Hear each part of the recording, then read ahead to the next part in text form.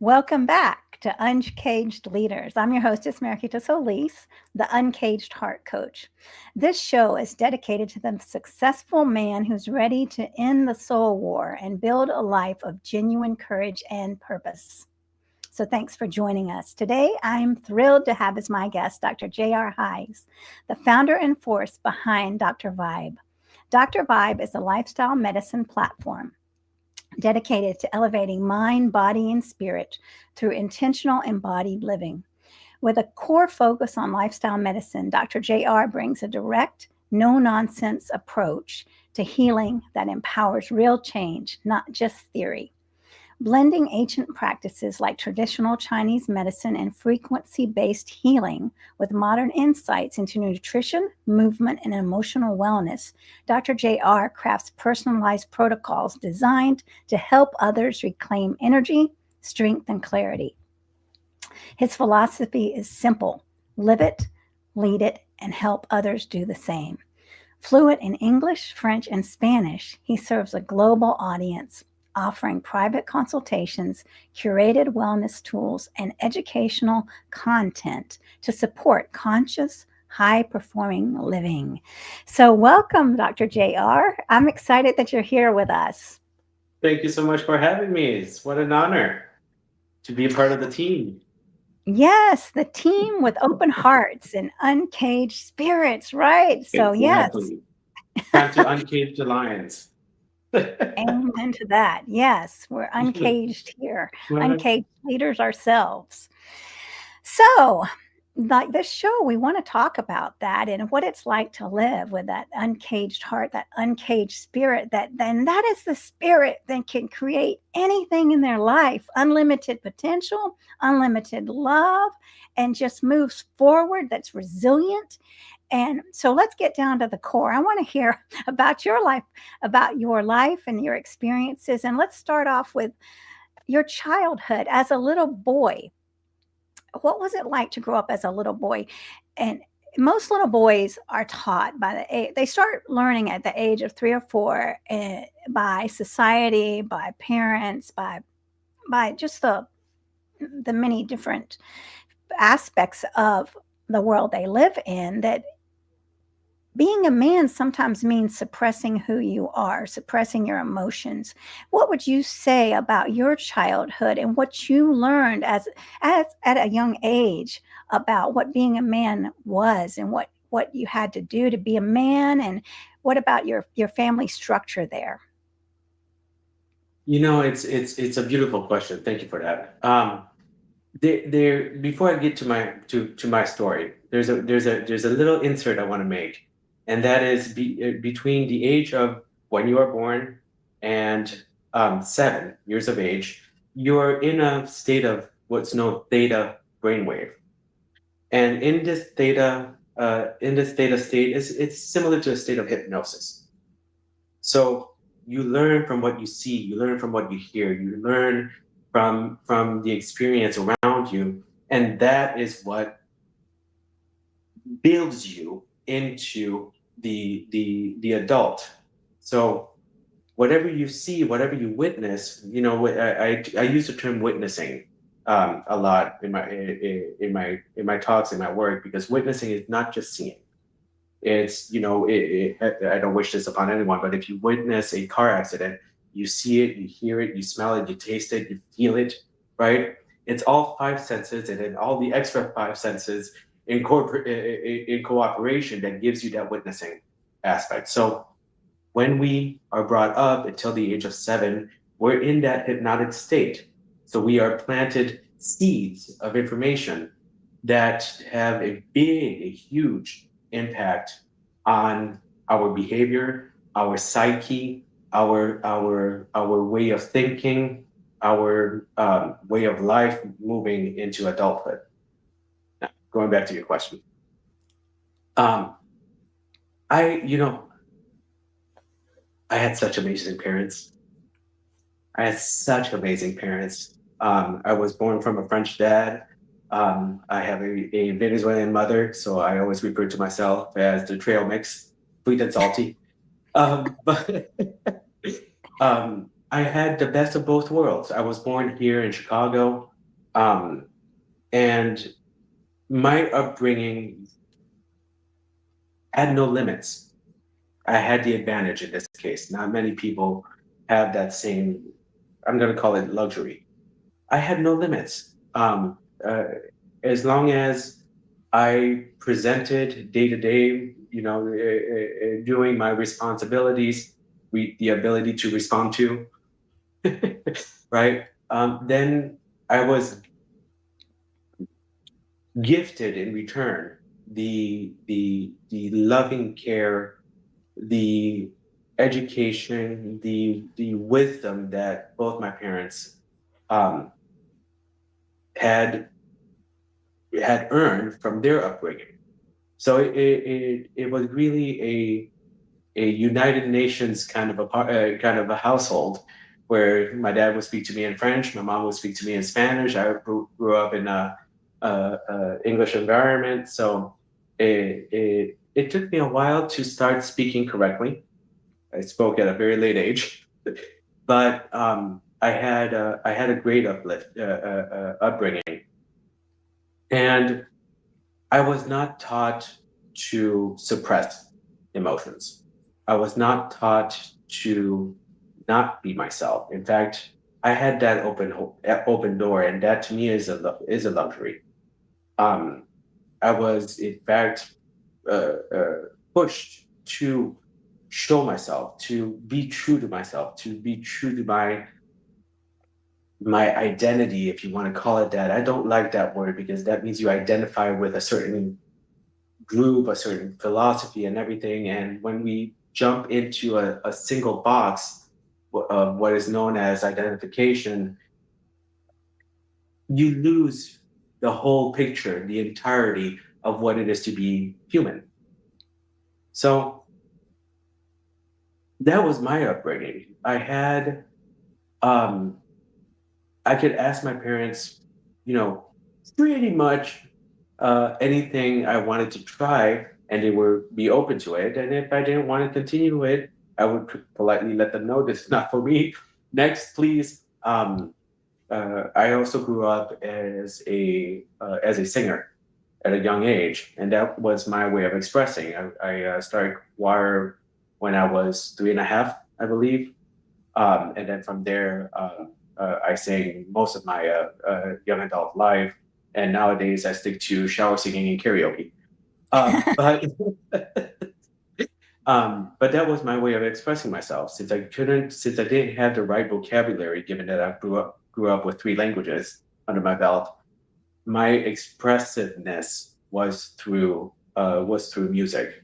Um, and that was my upbringing. It differed from a lot. It differed from my friends or people that were the same age as me and their households, um, in various ways, not good or bad. I'm not, there's no labeling here. It's just it's really about uh, for me at least, being brought up in an environment where I could be my true self and I would never be judged um, by my parents, who were my elders, who are still my elders.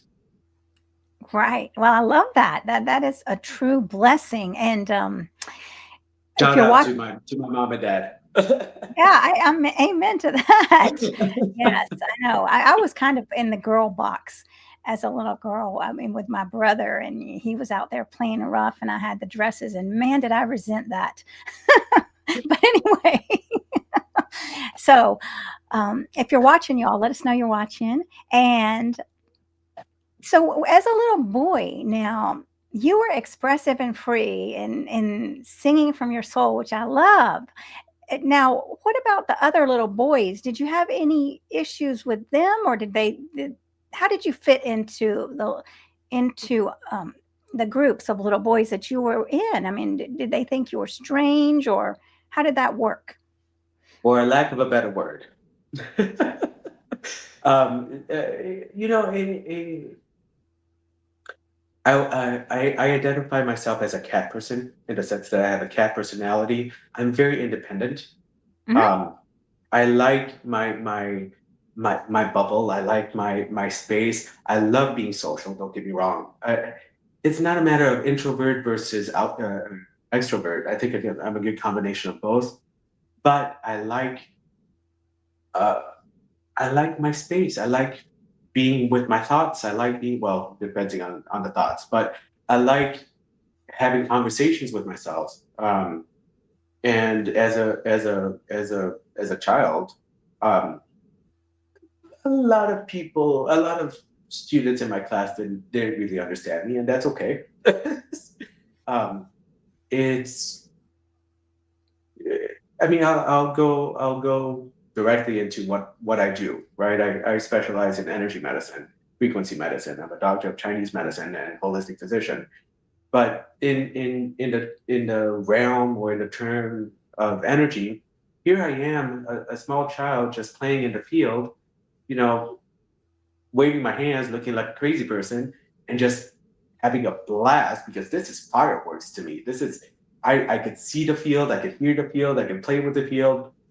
Um, Not many people, not many kids in my class knew how to do that or had any idea of what I was doing. Um, if you want to classify me the weirdo of the group, that was probably me. Probably a little shy, probably a little weird, um, Hmm. uh, and and I wouldn't take it for the world. Yeah, I love I it. loved being the weirdo. Yes, I do You know, too. Yeah, I you love know, it when you it's can stand in that. Yes, I mean weirdo, whatever you want to call it. Yeah, I don't like labels either. we tend to labeling is not a good or bad thing. Labeling is identifying with something that's similar to you, right? Or not identifying. There could be both ways. But labeling has a habit of putting the cat in the box and Hmm. sealing the box shut. And sometimes you need to jump out of the box and experience other things. So labeling for the sake of labeling it can be hurtful. I'm not gonna say harmful, but can be hurtful. But labeling for self-understanding and self with a capital S, I'm gonna use that term often.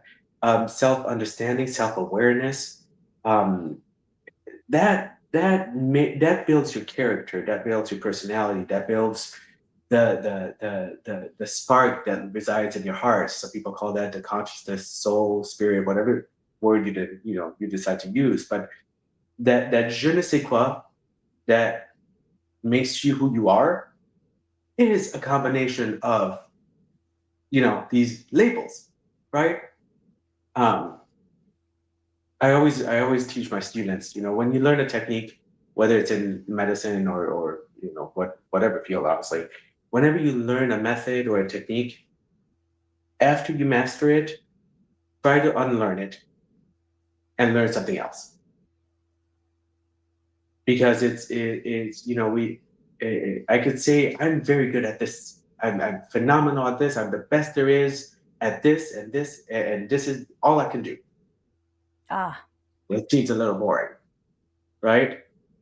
Um, when you learn something and when you master something, unlearn it so that you can learn something else. Unlearning doesn't mean forgotten, right? It just means I've learned this method, I've mastered it, I'm going to set it aside, and now I'm going to learn another technique that's go- that in for the purpose of merging all of these ways, methods, techniques, right, into something that is global, into something that is holistic with a W, the entirety, and then use that to your advantage. Use that to help your neighbors, your brothers and sisters of this world. That's that's my philosophy. all right. Well, I like that definitely. I mean, we do have to define things, but we don't have to be trapped in the definition of them. So Exactly. yes, and I see that we do have a friend watching us here. MMMT Big. So thanks for joining, and let us know if you have any questions. So I would like to talk about emotions. And so when men suppress their emotions, which happens a great deal in our society, because I mean, you have to be tough. We can't cry. I saw a man who was genuinely sad for his friend and how beautiful it was. He was talking about his friend and what an impact the friend had made on his life. He passed away and he was very expressive and crying. And then at the end, he said, "I'm sorry for the tears." So, yeah. And if I was with him, I would say, "Thank you for the tears. How beautiful it is." Right.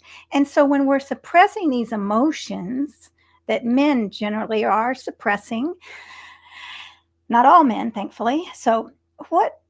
How does that affect our bodies? You know, in traditional medicines, whether it's Chinese medicine, Ayurveda, Tibetan medicine, shamanism, whatever field you want to tackle, modern medicine is slowly getting there. All right, the method of psychology, it still doesn't understand that it grasps what emotions are. They just grasp the disorders. But beside the point, each traditional medicine has such an understanding of emotions, specifically traditional Chinese medicine. I'm going to use this term because we know now that certain organs in our body have a direct association, a direct correlation with emotions. And in my humble opinion, 95%, 90 and above percent of all disease is emotional. And I say that because disease is two words. Life is no longer easy. Mm. So unless you have a physical trauma, get a car accident or whatever the case may be, right? The only factor that can influence your state of ease is your emotional state. And what is the emotional state? We think that the emotional state is external, right? The emotional influence is from the external realm. Yes and no. External factors hold a direct influence on how we how we decide to act upon a certain stimulation. So, needless to, if someone passes away, all right, that generally would cause sadness in my body. But emotions are meant to be expressed. They're meant to be felt. We humanity as human beings, as anatomically correct humans, or Homo sapiens sapiens, as some will call it, we are sentient beings. That means that we are meant to feel everything.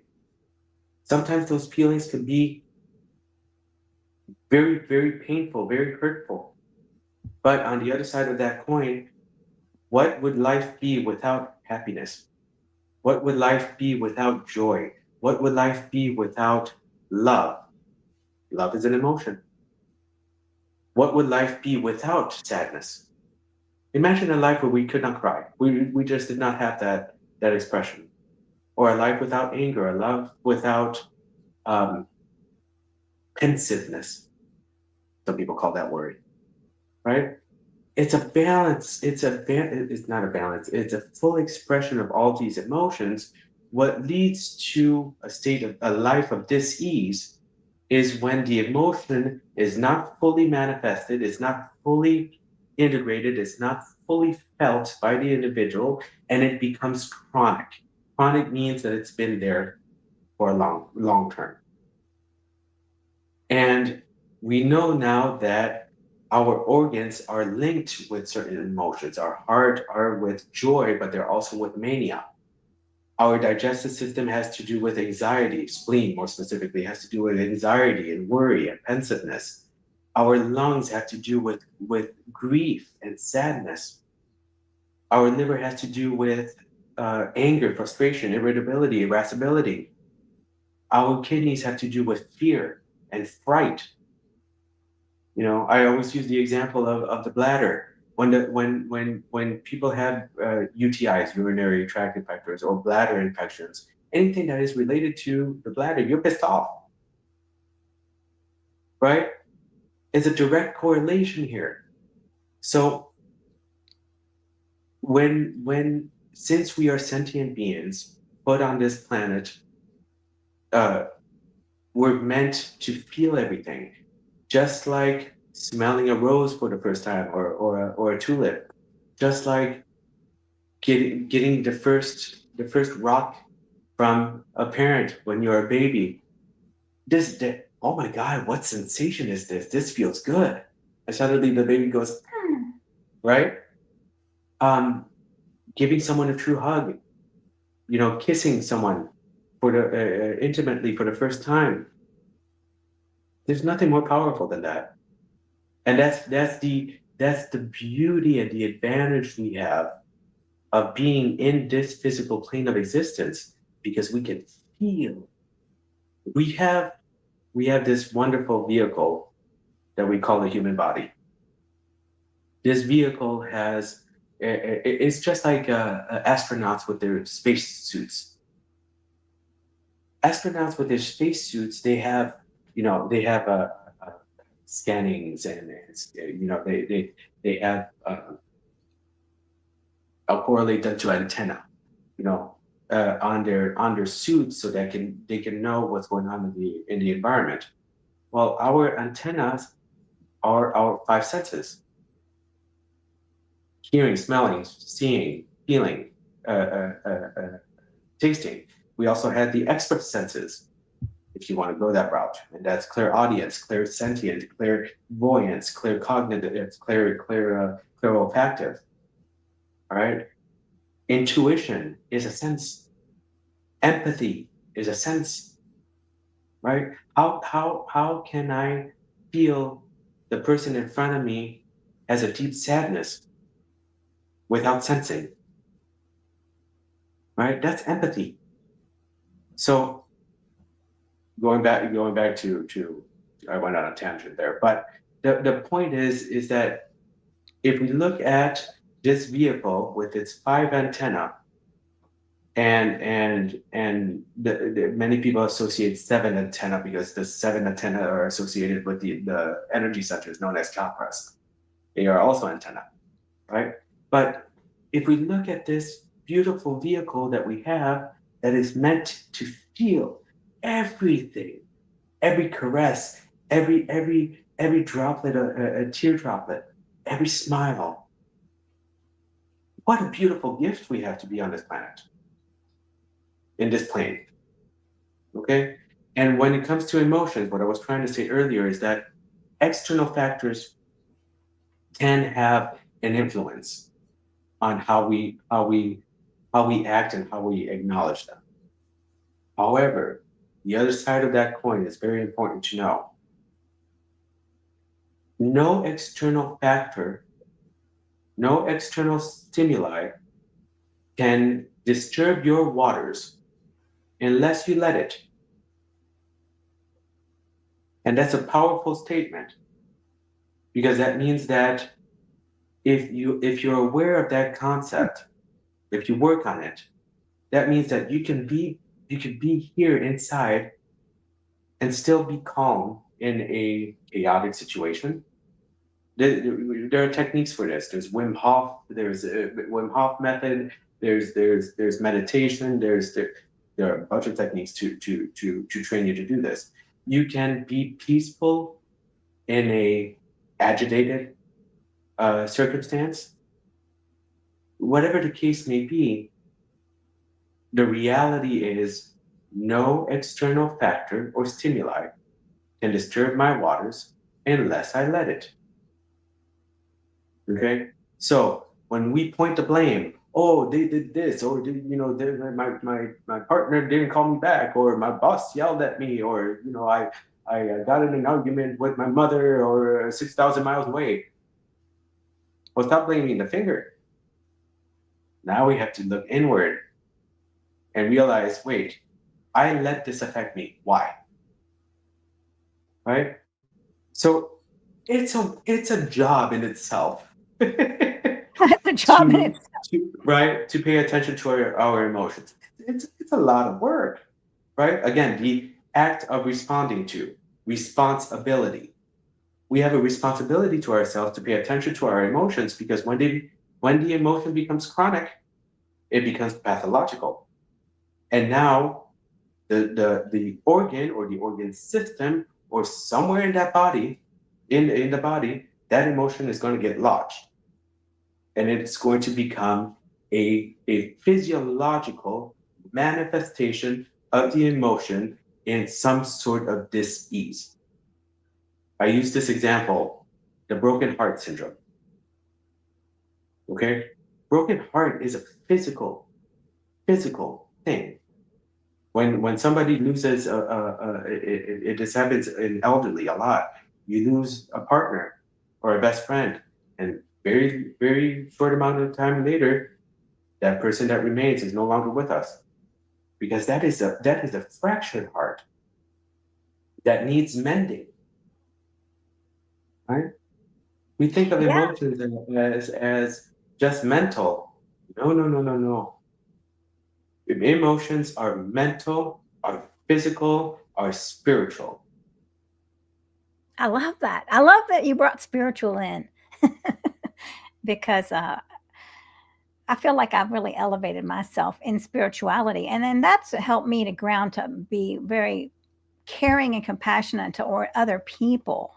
When I think about this on a different level, and these are all different levels of energy and awareness, and realizing that, I mean, let's just say that you have a partner that can't regulate their emotions and they're very angry and they're throwing anger at you all the time. What would you say to that person that's receiving the anger? Um, if the person is unwilling to let go of that anger, then the person that remains must leave. I'm sorry, I say this with all due respect, okay? But we need to identify that our main priority in this world, our main priority is the self. Hmm. Am I secure? Am I happy in whatever situation I'm in? Am I calm? Is there an external factor that is disturbing my waters? Can I do anything about it? If I can, choose, and you choose to do so. But if I have no control over my safety, leave that situation quickly, because you cannot change another person. You cannot change another person. You can only change yourself. Okay, you cannot change another person. So you could offer advice, you could offer friendship, you could offer, here's the number to a therapist, you know, whatever the case may be. But the other person must choose to change because they choose to change, not because they were told to. Right. Anger is one of those emotions that I use often, because what happens with anger? Anger, when it's bottled up, it creates this stagnant energy. Things get stuck, right? And it ruminates, and it ruminates. And what happens when when something gets stuck? It builds heat. It's like taking two ends of a wire and pinching both ends slightly, still allowing the electricity to go through. Well, eventually, the middle port is going to burn. Okay, so oftentimes when it comes to anger that is not resolved, that is chronic, and that is continuously building, what happens is an explosion. They punch a hole in a wall, or the implosion, and that's a cancer. Mm. Yeah, well, gosh, I see that Mike is watching us and he's saying agree. Yeah, thank you for watching, Mike. And if you have any questions, please let us know. What about men that want to express emotion? They can't express it or they don't know how to identify their emotion. So I spoke with a man I guess it was just a couple of days ago, and he was saying, he acknowledged, I am not able to really express my emotions very well, and I don't like talking about it, he told me. And so we were in a group, and yeah, and that's what came out, right? And just sitting with him, of course, non-judging, but allowing him. I mean, what a blessing it is that someone would be vulnerable enough to say that, right? And what does that do? This living out of alignment. I mean, besides the disease, I mean, what's going on with that? I mean, possible fight inside, or where you're having to push down or not even understand what's going on with your own body. Like, I don't understand my feelings. Mhm. There are two points I want to make. Everyone expresses emotions differently. Okay, and the volume of the emotion can be expressed differently with various people. So what I would deem as something that is cryable, right? Something that would cause me to cry. Mm-hmm. Somebody else might not see it that way, and that's okay. It's a mutual respect with regards to the expression of emotion. For somebody that has a trauma, we've all had traumas, all right? Every human being has had trauma or two, all right, at least. But what could have been a trauma for me might be something that was completely brushed off by somebody else, or might be the end of the world for another person. Everybody's uh, point of view is a little bit different, so everybody's expression of emotion is going to be different. Somebody that tells me that that they don't express emotion well, I have no issues with, as long as they're able to tell me that they feel their emotions. Okay. Yes. All right. If somebody tells me I'm able to feel my emotions, I'm able to witness how I am in this state right now. That's identifying with self. That is an immune response. That is a response to something called auto recognition, identifying with self with a capital S. That's powerful. Okay, somebody that is not somebody that tells me that they don't express emotion and that they don't feel emotion. Now we have a problem. Now we need to unblock those channels in order for some kind of feeling to be felt, because that is a trauma that has not been uh, fully integrated, fully processed, um, that could become long-term uh, problematically. I'll go even to say terminal for that individual. Now, expression of emotion doesn't have to be a, a, the common physical manifestations. Okay, um, the great thing is get a little notebook every night before bed and word dump. Write everything that's on your mind. I had a good day. I had a bad day. I had this, and this happened to me, and this, and just word dump. Literally, just vocalize everything, or write, in this case, write everything that happened to you in that day, and anything that you might recall from the past, so that you have some way of releasing it. Expression through voice is very powerful. It's the fifth center. It's communication, expression, and creativity. That's why we have vocal cords, right? Because our thoughts are manifested through the spells we cast with our voice. So if you don't know how to express emotion, then write it down. Or better yet, they have audio diaries now, which you could just speak to your phone and it'll transcribe it into a notepad, And you could literally, this happened to me, this happened to me, this happened there. I got in an argument there. Somebody gave me a hug. I saw a pretty butterfly.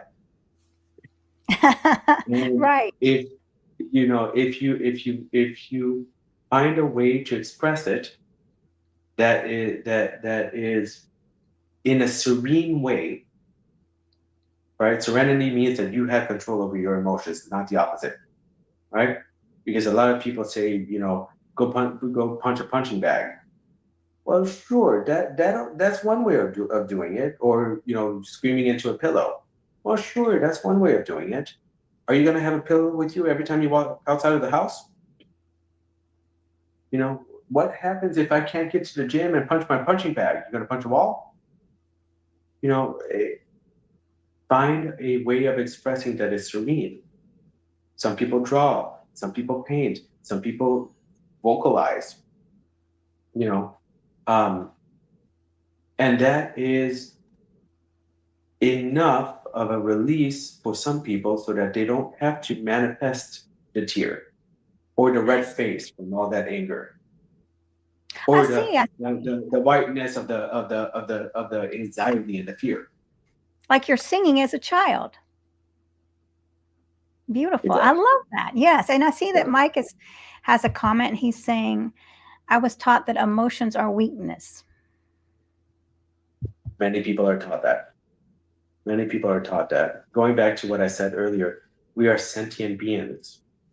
What sets us apart from other species on this planet, what sets us highest on the food chain, is our ability to feel.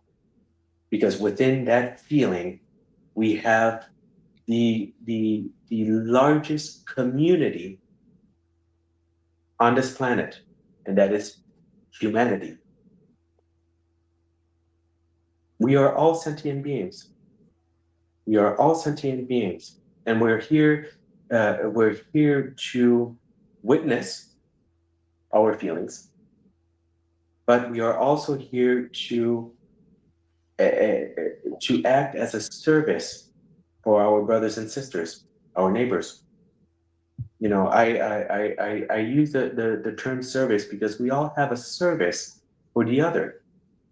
I am a doctor, a holistic physician. I help my clients and my patients deal with certain states of dis-ease. Okay. But if your toilet breaks, don't call me. Call a plumber. And when the plumber comes to fix your toilet after 4 days, that is true healing. Okay. If my computer breaks, I am not technology savvy. Full admit it. All right. I'm old school. I bang it a couple times, and see what happens. But when I call my IT person, he's a guru to me. That is healing. So Right. when we look at the act of service that we have for each other, how can I uplift you? When I see my patients, I always ask, how can I make your day better? Because that's what we should be offering to everyone in um, um, any communicative um, factor, whether it's in work, whether it's family, whether it's friends, whether it's community, whether it's global consciousness. If you really want to take it a little bit more woo woo, we are Yeah. here as an act of service. How can I make your day better? Because in return, you're hopefully going to try to make my day better. Right, exactly. And that means to be able to use our emotions to connect to other. I mean, emotions are a bridge to other people. And Mike, I really love his awareness that his father modeled that behavior. And as I've heard this, that I've heard from from people that I know that little boys don't have as much emotions as little girls, and that that men are not as sensitive as women. What would you say to that? And I would I would say that some people have a thicker skin. Okay, and usually, for some unknown reason, that is associated with a male figure. Okay, but I will argue that most men have a lot more sensitivity, have a lot more um, genuine sensitivity deep down than most women I know. It's not one is more sensitive than the other. I'm not saying that. Okay, I'm saying that because as you know, as males, we the macho type or whatever the case may be, we are taught, oh, don't cry. That's that's child's play or whatever the case may be, right? And I respect everyone that grew up like that, okay? Because that's not an easy environment. So I say this with all the love in the world. But in that non-expressive, in that non-expression of your emotions, you develop a thicker skin. But deep down, that emotion is still there. So when you finally break down that wall, that thick brick wall that you built, when you finally break that down and look at the world around you and learn how to feel, learn how to see, learn how to smell, learn how to love, learn how to express yourself, learn how to be genuine with yourself and your emotions and your thoughts. There is nothing more liberating than that. And trust me, the child within will come out and he will cry and he will laugh and he will giggle and he will be curious and I say he in this case because we were talking about males, but it works with the she as well. Yeah, I mean, the child is there in all of us wanting to play and wanting to be free. And then we grow and society says, no, that's not okay. And how beautiful it is that you had the parents that allowed that. But to have the knowledge now that of course, like you were saying, that we took all this on and that we can start to choose different things, like you're saying with the journal, with the writing it down or speaking it, because I feel that in my throat chakra, right? I feel when when I'm not being heard, I feel all Mm-hmm. the tension in my throat. So the Mm-hmm. body is aware. So can you talk a little bit about the coherence of the heart that we were discussing earlier? Absolutely. You know, we know now that the heart has a neural network of 10,000 more neurons than the brain itself. The brain, let me talk about the mind real quick. We always Okay. point to here when we talk about the mind. The mind is not here. The mind is all encompassing. It's every single mitochondria that you have in every single cell in your body that serve as antenna for the external world. That's the mind. So the mind is made up of non-human form of bacteria. Just let that set in for a bit. Okay. But the brain is its purpose is to react. Your hand is on a stove. You pull your hand out before you burn yourself, and that is reactive. Okay, there is no amount of willpower that will make you keep your hand on that fire. Your brain takes over control of that. There are some people that have, but we won't go there. All right, but the heart is the organ that feels. The heart is the queen bee. All right. The queen bee, she reigns. So if the heart is the one that feels, the brain is then the one that reacts. Who is sending orders to who? The brain will take over for the whole hand experiment thing, but the heart feels the external world that we live in, and then tells the brain how to react. That's a beautiful distinction. So heart coherence, and this is, I invite every single person on this podcast, either now or in the future, to try this. Heart Math Institute developed this technique, and it's a beautiful technique where you can intentionally enter a state of heart coherence, where in this state of coherence, one, you're sending a memo to every single cell in your body saying, we're working optimally today. Perfect unison, perfect communication, perfect coherence.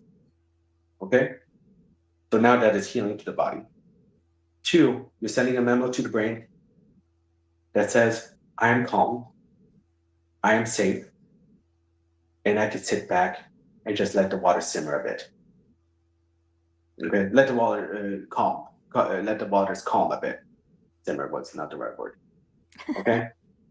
And then you send a memo to your mind, to every mitochondria in your body that serve as your antenna, and say, we are going to be one unit of mind, body, and this mind, some people will call that consciousness in its in its active awareness form. So this consciousness now becomes a unity, one unit, and that is coherence. And it's a very simple technique, and I'll explain it real quick. You take one hand, whichever you want, place it on your chest, and fingers or hand, it doesn't matter. Wherever you place your hand, your consciousness goes there. And now change your breath to longer exhales than inhales. That's all you have to do. Longer exhales than inhales. And that's going to bring a sense of calmness, a calming awareness to your body, to your mind. And then the third part is think of something that brings you gratitude. It could be, I saw a pretty butterfly. I hugged my best friend today. I kissed my partner.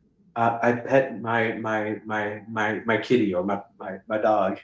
I went for a walk. The sun was shining. It was raining today. I saw the most beautiful moon, whatever the case may be. If it's a person, my mother, my best friend, my partner, my soul contract, whatever the case may be. Think of something or someone that brings you gratitude and hold that space for 3 minutes. 3 minutes is all you need to get all of the yumminess of this technique, of this method, because it's now proven that the state of coherence that you manifest while doing those three points lasts for 6 hours. So again, find your chest, inhale a little bit, exhale a little bit longer than the inhale, and think of gratitude. And that changes the chemistry of your mind, of your heart. It has a direct alignment and access with the heart and brain, but also the heart and mind. And now you're tapping into your your chemistry, your biology, your energy, all bodies in perfect alignment. You're increasing your immune system. You're increasing neurogenesis, the creation of new neurons. You're harmonizing your endocrine system, your hormones. You're de-stressing the adrenal glands. You're igniting that coherent potential in every single cell in your body, all in 3 minutes. Hello? That's And then, amazing. so what I tell people is do this first thing in the morning, do it around lunchtime, and then do it again at nighttime before bed. That is 18 hours out of the 24-hour cycle that you are in a state of coherence. The other 6 hours you're sleeping, or sorry, 6 hours you're sleeping. And when you are in a state of coherence, you don't have to work so hard to make life what you want it to be. Mm. You don't have to seek outward. because the inward is already in resonance with what you need, and what is offered to you is exactly what you need at the exact time you need it. So this is about being very intentional. You're not just waking up and going off on autopilot. You're stopping to set your focus and to take care of your heart. And I love that your heart is really the driver here. And what about people that fight their heart? And then they cause catastrophes in their own life. What would you say? Like, No, let's just say a trigger happens, and then how do you, how can you stop from reacting with the triggers that might set off something, a behavior that is is off course? I'm known for saying, and some people have disagreed with me in the past, but I'm known for saying, always follow your heart, disregard your mind. Okay. The mind is very analytical. It's Mm. good. It's good at jotting the numbers. It's good at this or that. Um, but when you follow the mind, your everything has to be logical, right? Everything is logical. A plus one, 1 plus 2 equals 3. Um, it has to be logical. And the reality is that life is not logical. There's nothing logical about life. No, and you know what you're pointing out is something that I'm really have been talking about a lot is like we have relationships and you're trying to force an organic, loving relationship into a logical box and chart it Mm-hmm. out. And how Mm-hmm. does that work there? Wait, wait. For anybody who has ever been in love, please explain to me what is the logic behind that. Because you will drop everything you have in the world for this person. They might not even know your name. Hopefully they do. But, you know, you will drop everything. And suddenly, here's the cool part is that suddenly heaven is no longer a place to a direction to be had. Suddenly you are in bliss. You are in heaven because this is ecstasy right here. Live in love. Explain to me the logic behind that. There's no logic. No logic whatsoever. So when you understand that playful nature of the heart and mind, when you are truly making a decision for your life, for your betterment, for your healing, for your wellness, don't look at numbers. Humans are not statistical. All right, we're not standardizable. Okay, we don't belong in a test tube. All right, we are sentient beings. Do what feels right in accordance to what the information that your mind will jot down for you. Go with feeling. That's what we are meant, that's what we are put on this planet to experience is feeling. Do what feels good. Yeah, and you know what? A lot of times we're not listening. Our body's telling us always. Our body is saying what feels right, but we don't listen because we're going so fast. If we would stop and just, I mean, like let's say I'm going to someone's house and I can feel that I'm thinking about someone I don't want to go to their house, and I feel it right now. It just shut down my stomach. So Mm-hmm. that's saying my body's saying don't go, right? Mm-hmm. And so Exactly. and a lot of times I'll just override that and say, well, no, I'm going anyway. But our body always knows. You have your only responsibility is to yourself. Sorry, some people may find that as egotistical or selfish.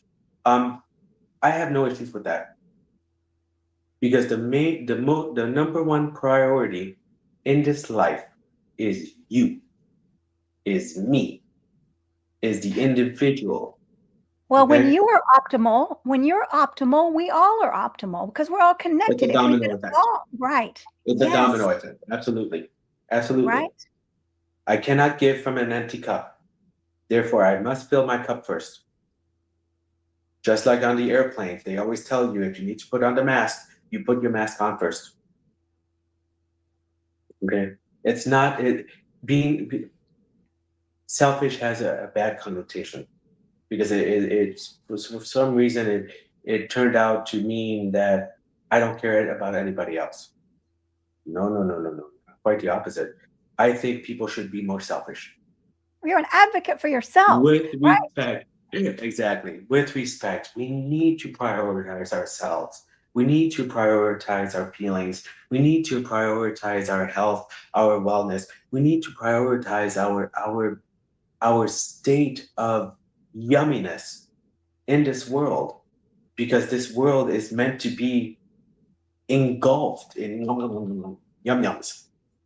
This Expansiveness, world is yes. this world is a candy. All right, we could choose to sprinkle it with chili powder or I don't know, but putting it in the dirt and eating it after. I mean, that's a choice. You know, yes, are there factors in the world that are not so tasty? Absolutely. Absolutely. I'm not living in a bubble here. But what I make of my life, I'm going to try to make it the most flavorful, rainbow colored candy there is in the world. Because that's what I want to leave this world with.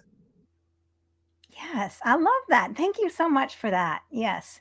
And I see we're coming to the end of the hour, and I want to respect your time here. And also, but I want to hear about where people can get a hold of you and some final thoughts. Like if there's a man watching that is struggling with allowing feelings and connecting to his heart and he wants to, could you give us some tangible ways for that man? Our coherence. Mhm. Just place your hand on your chest, breathe in, exhale a little bit longer, and just think of something that you're grateful for. Don't judge what that is. No, no, there's no judgment here. Just think of something you're grateful for. I'm grateful to be alive. I woke up another day and hold that space.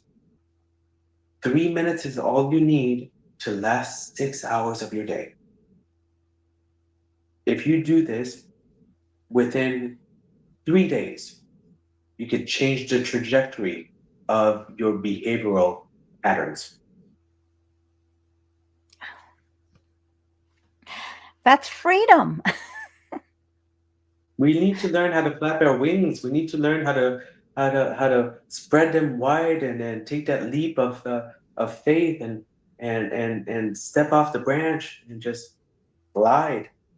Fly, yes, we are uncaged. That's why you're on Uncaged Leaders Exactly. Chair. So let us know where people can connect with you in case they want your services. So I can my website is drvibe.me because I'm all about vibing. drvibe.me. It's my online platform. It's a lifestyle medicine platform. I'm also see patients physically in my Chinatown location. It's Acupuncture Healing Center in Chinatown, in Chicago's Chinatown neighborhood. Feel free to contact me. My direct contact information is on my website. Um, it's we're here to help each other. That's my purpose. How can I make your day better? How can I brighten your day? How can I brighten that spark within? Because as a thank you, you automatically do that for me. That is beautiful, and we're all connected. Everyone lifting themselves up lifts. We all lift each other up, and so yes, reach out to Dr. Jr.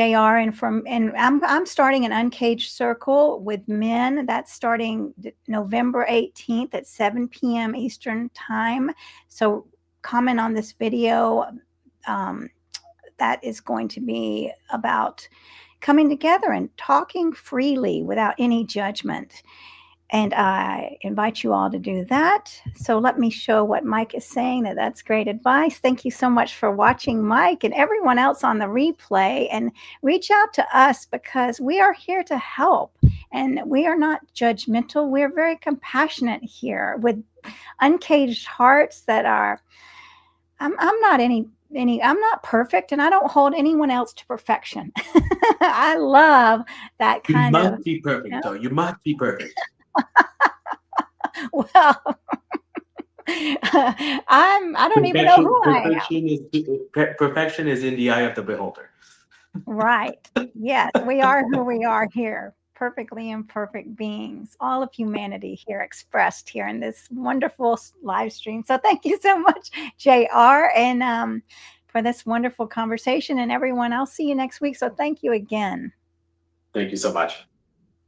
Bye bye, everyone.